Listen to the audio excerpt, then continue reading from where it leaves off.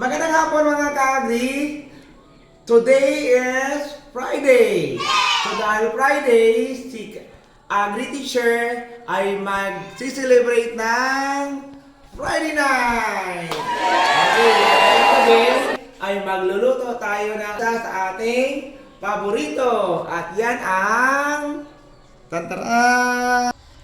Ayan! Nakita nyo mga ka-agri, ang laki-laki ng ating alagang Africanito. Yung alaga po natin na yan ay inalagaan lamang namin dyan sa aming likod bahay. Mayroon po kaming maliit na fish pond dyan. Okay, para kapag wala kaming ulam, walang pulutan si Agri Teacher, yan po yung ating kinukuha. Ayan, laki-laki. Ano yan, mga kulang-kulang 1 kilo yata yan mga ka-agri. Laki. Okay, sige. Lulutuin na natin. Ayan, mga ka-agri, malapit na maluto ang ating pulutan na Africanito.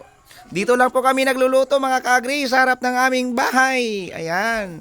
Ayan, si Lola Milania, si GM, si Tita Gaga, si Nathaniel. Doon ako magtatagay mamaya sa itaas. Ayan. Ayan mga ka-agri, luto na po yung ating pulutan. Ayan, ito na po. Ayan, no, laki-laki. Wow. Yum, yum. Okay. O, tikman natin.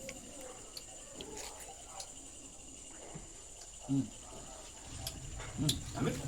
Sarap. Sarap.